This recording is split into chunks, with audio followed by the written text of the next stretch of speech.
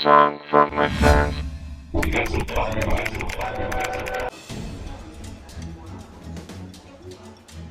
Dalam rapat koordinasi penerimaan prajurit TNI 2022, Andika Perkasa dengan tegas menyatakan kepada panitia seleksi agar menghapus pertanyaan soal hubungan kekerabatan calon prajurit dengan PKI. Andika berpendapat bahwa di bawah kepemimpinannya tak boleh ada aturan dan larangan yang memiliki dasar hukum yang tak jelas, termasuk keterkaitan kekerabatan calon anggota prajurit dengan organisasi PKI.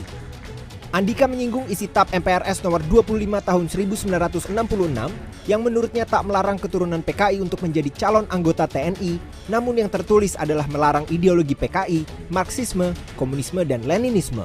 Kedua adalah ajaran komunisme, Marxisme, Leninisme. Itu yang tertulis. Keturunan ini melanggar TAP MPR apa? Dasar hukum apa yang dilanggar sama dia? Tidak ada. Jadi jangan kita mengada-ada. Saya orang yang patuh peraturan perundangan. Ingat ini. Kalau kita melarang, pastikan kita punya dasar hukum. Zaman saya tidak ada lagi keturunan dari apa? Tidak. Karena apa? Saya menggunakan dasar hukum.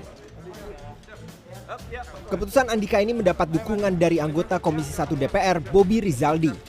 Bobi menyatakan bahwa selama masih ada tes wawasan kebangsaan yang memastikan bahwa calon tersebut tidak terpapar ideologi komunisme, Marxisme, dan Leninisme, maka seorang calon prajurit TNI yang merupakan keturunan PKI memiliki hak yang sama sebagai warga negara.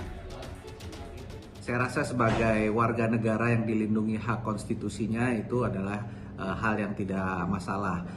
Tetapi ini kan juga belum tentu diterima karena harus melalui serangkaian tes yang dilakukan oleh pihak TNI yang juga perlu memastikan bahwa anak tersebut tidak terpapar ajaran dari komunisme, Leninisme, atau Marxisme atau hal-hal yang relevan dengan TAP MPRS 25 tahun 1966.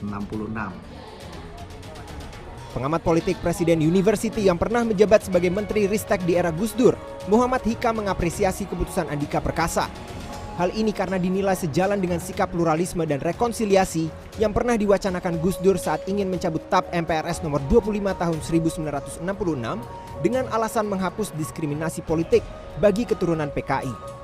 Meski keputusan ini belum berhasil dilakukan pada era Gus Dur kala itu, ia menilai situasi politik saat ini memerlukan pemimpin yang visioner dengan menggaungkan kembali semangat persatuan sesuai amanat Pancasila dan Konstitusi Undang-Undang Dasar 1945.